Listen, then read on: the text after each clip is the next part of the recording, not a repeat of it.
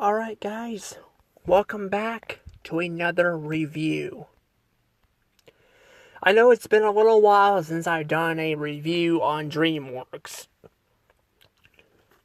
But I've been very busy with some stuff. I have been watching the movies though, I have been getting to that. But making videos has been really hard, especially, lately because there's been so much going on. But I have been able to watch the movies, just haven't been able to, review them. But yeah, I'm like getting so close to being done with this, and then after this, I'll move on to Disney. I'll probably take a little bit of a break in between, but I will go to Disney, and then I'll probably just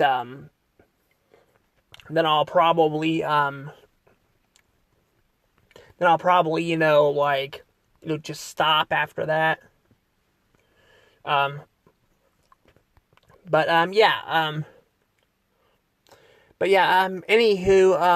I'll still do movie reviews, but I think I'm not gonna do it in order just because it's getting harder to access a lot of this stuff.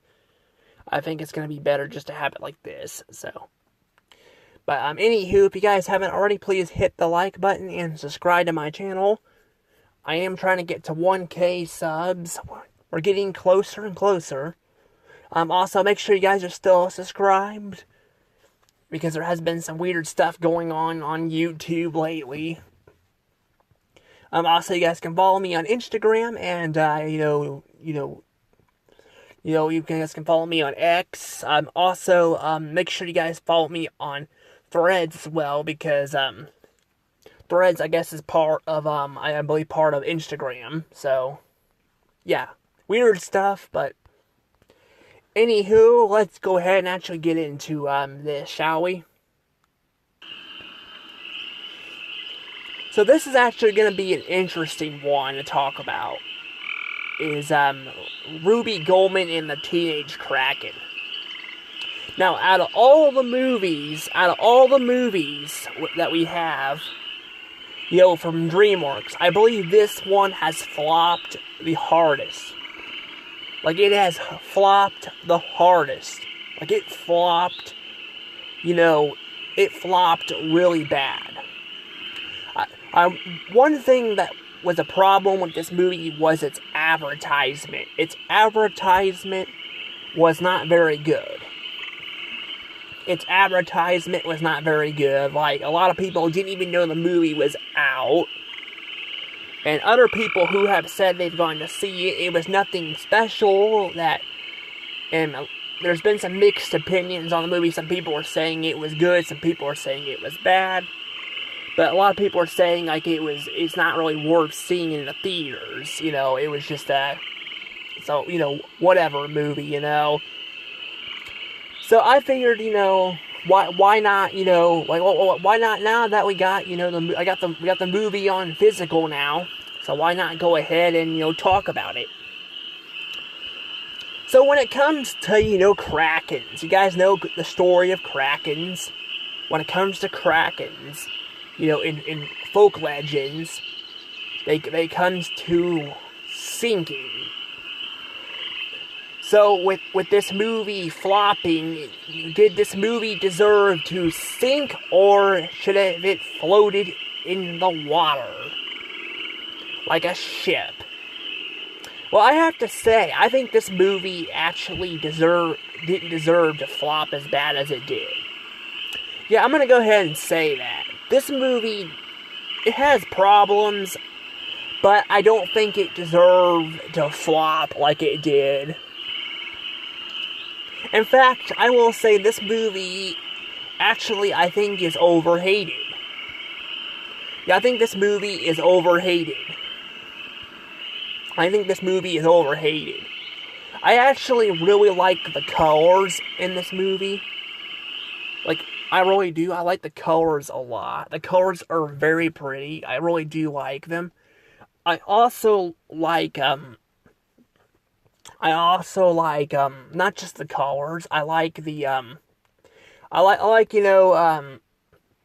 seeing, the krakens and all that, and, I like seeing, I don't know, I like seeing that, and then the family a bit, it does follow, unfortunately, that horrible cliche where the mother does not want her, kids to leave, or her, like, her, one of her kids to leave the surface and all that, you know which basically, is kind of, they're trying to be an overprotected, parent. They gotta learn their lesson and all. They did all that, that's a lot.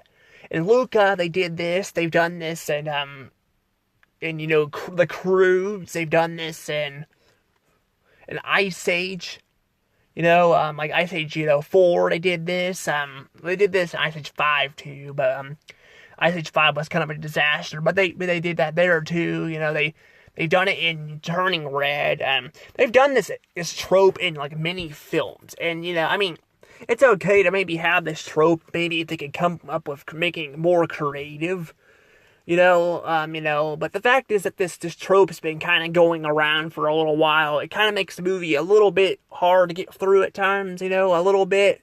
Like, not bad. Like, it's not, like, bad. Like, I think once, Ruby gets to the ocean and all that, things change.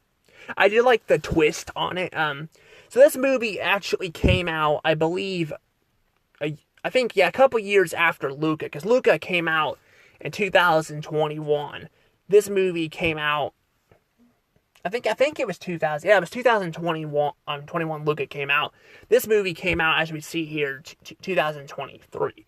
So not like a huge difference and all, but people have seen some similarities. And actually, there kind of is. There kind of is to Luca.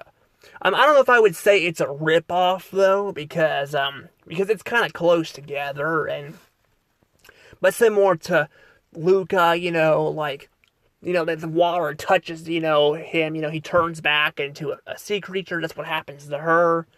And, similar to that, like, concept, they're trying to hide it and all that. But I don't know. I just think that this one's a lot prettier looking. I mean, I like Luca, but I think this movie just looks a lot prettier. And, I don't know. I mean, I will say the stories, like, the concept, I kind of liked, being able to be, him to be able to be friends with, his other friend. I think it was called El Rado, or whatever his name was in Luca. Where here, it's just about her wanting to hang out with friends and just partying, like, it's not as interesting as Luca, but I will say the concept, I think, is a little bit better. Like, I do like the idea of her turning into a kraken, and her grandmother is a, this super kraken and all that. It's very crazy. And then her mother, is also next in line for the throne and all that, but turns it down, and because she wants a social life. Kind of crazy. Like, it's kind of crazy to see all that, though. But it is very, very interesting to see all that. But yeah, I do like that. But I do like they kind of do put a little twist on it, and also they make Ariel a bad guy in this movie. Because Ariel is actually evil. Also, apparently, she's actually immortal. Apparently, she cannot actually get older and die, which is kind of crazy. But yeah, basically, yeah, they do that with Little Mermaid, kind of, sort of. They actually make her kind of look similar to it, but yeah, I mean, I already knew she was evil, but I didn't, like, I kind of watched this movie blind, so I didn't really know that, like, I didn't know that, like, I didn't think about, like, that she was actually I thought she was actually always a human, but no, she actually was an evil mermaid. Now, in folk legend, I think sometimes mermaids were actually evil, too. They actually were evil, too, or maybe I'm thinking of sirens, I don't know. When they would try to lure, people to their ships and all that. It's kind of dark, but also kind of crazy, but I don't know. It's kind of weird, how a lot of this folklore works, but I do like that they make the kraken, they make them the good people. It's very crazy, but yeah, I don't know. But there's a lot of things that, like, going on in this movie. I will say that I just don't. I don't know. I just don't think it's like. I don't mean. I don't know. It's not like wow. It's very funny and very heartwarming. I mean, again, like I said, there's a lot of tropes in this movie that have been told many times before, but like I think they do a pretty good job with, like I said, the characters and all that. And I do like at the end of the movie they actually do not blank the characters' minds when they find out she's a kraken. They actually accept her for who she was, because she was worried about being treated like a monster, you know. So because I was thinking that we're gonna go the story route that, like, you know, humans, you know, will hunt krakens as monsters. And but no, they pretty much, I mean, they had this old salty, you know, sea salt guy, you know, trying to hunt the krakens down, or actually, no, he's trying to prove that they're real or something, so he's not crazy looking. You're kind of like a Mr. Crocker guy, you know, but you know, not really, you know, like more. He's not as crazy as Mr. Crocker from, you know, the Fairly Odd Parents, but But yeah, I will say, again, Ruby Gillmen, like I said, you know, having, you know, her, like, trying to, like, hide from her friends, and then her friends finding out at the end, and their minds not getting blanked is kind of nice. Like, it's nice. Like, I hate that trope. That's one of the tropes I hate on cartoons. Like, they gotta blank the freaking minds of the characters. They can't have them know their secret, you know? Because it actually starts to make me question, you know, like, especially with like, movies like Incredibles, like seeing, you know, Violet's, you know, boyfriend get, you know, his mind blanked. I'm like, what would happen, you know, if they had sex or something, you know? Like, I mean, like, won't he, you know, find out? I mean, I guess she doesn't have to be wearing her costume. I mean, she wouldn't be wearing anything, you know, having sex, but, I'm just saying, you know, that just kind of reads pretty, I mean, you know, most people are going to be thinking like that, but I'm just saying, you know, that's kind of how it works, you know, but with superheroes, I mean, they're gonna find out your identity eventually, but yeah, I don't know, but they didn't really blank the characters' minds. I like that. I like that they didn't do that. And I do like the battle at the end too. It was pretty nice. Um, Definitely like a bit of a nod to Little Mermaid, which I have not seen Little Mermaid in years. But I do know kind of the ending of Little Mermaid a bit, and it's pretty crazy, but with the scepter and all that. But I don't really know a lot about the movie besides that, and that her father won't let her go out to sea either. Like, you know, won't go out to sea either, and she falls in love with a human, you know. I guess this kind of happens here, but she spends most of her time on land, you know, and then goes to the sea. So I don't know. It's very, very interesting. I will say that, very, very, very interesting. I like,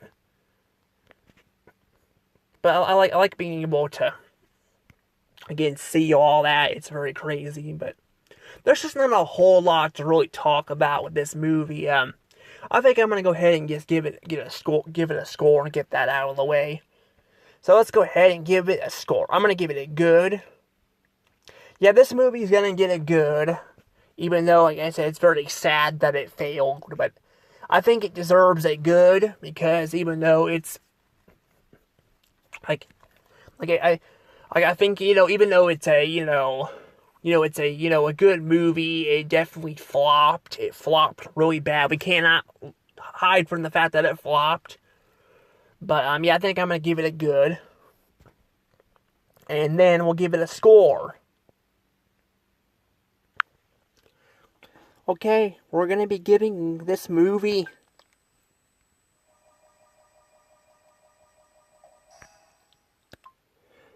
95 points.